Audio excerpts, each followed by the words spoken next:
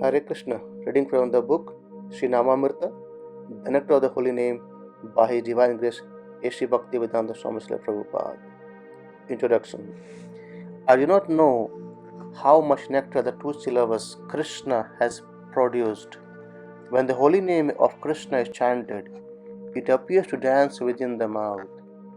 We then desire many mouths. When that name enters the holy name of the ears, we desire many millions of ears.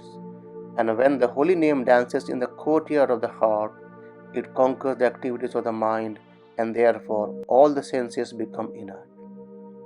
This line, conceived in the state of religious ecstasy, flowed from the pen of Srila Rupa Goswami, the great Vaishnava theologian and mystic, as he wrote his famous devotional drama Vidagdha Madhava in early 16th century India. His equally famous brother Srila Sanatana Goswami extols in his Brihad Bhagavatamrita. All glories to the all blissful holy name of Sri Krishna, which causes the devotees to give up all conventional religious duties, meditation and worship. When somehow or other uttered even once by a living entity, the holy name awards him liberation. The holy name of Krishna is the highest nectar. It is my very life and my only treasure. To the uninitiated, these expressions of enthusiasm for the practice of contemplative recitation of name of God may appear odd.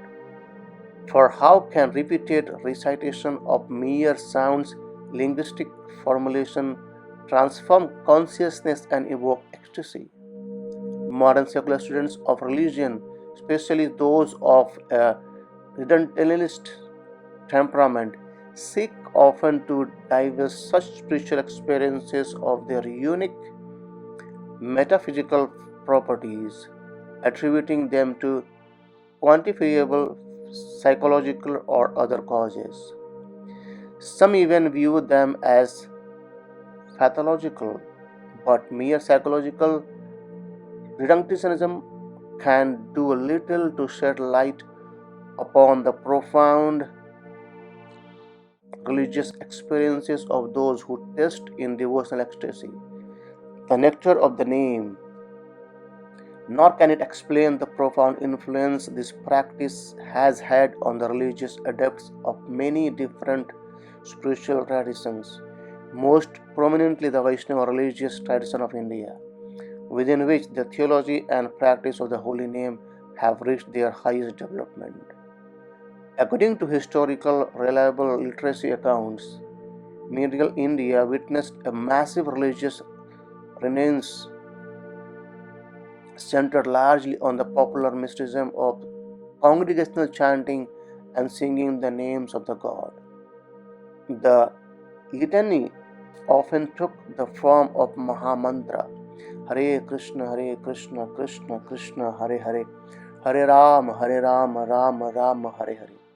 The great 16th century Saint Sri Chaitanya himself worshipped as an incarnation of Lord Krishna.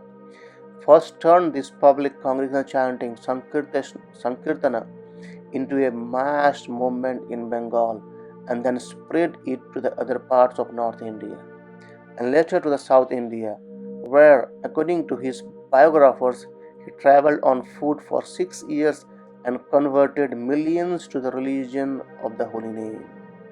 The chanting of the divine name was no longer confined to the retreats of solitary mystics and hermetics, but to spread itself widely and assume a central role in the spiritual lives of the common people. Exuberant chanting processions, accompanied by drums and cymbals, swept through the streets of the cities, towns, and villages, inundating countless people in a tidal wave of ecstatic emotion. Not only the common people, but some of the most prominent religious intellectuals of the day, having first been inspired by the brilliance and clarity of his teaching, succumbed to devotional ecstasy of Sri Chaitanya's revivalist movement, not meant to remain confined even to India.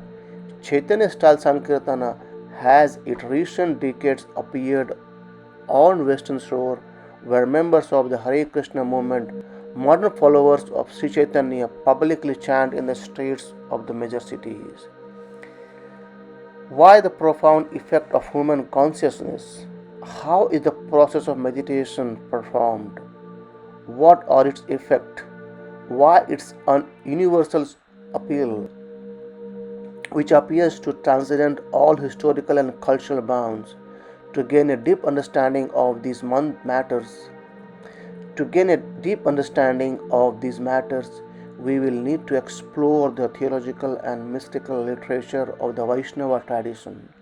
In preparation, because we are dealing with a subject that is not quantitative and empiric but experimental, we will need to suspend our limiting ethnocentric and ideological prejudices and attempt to understand these apparent mysteries with an open and inquisitive mind.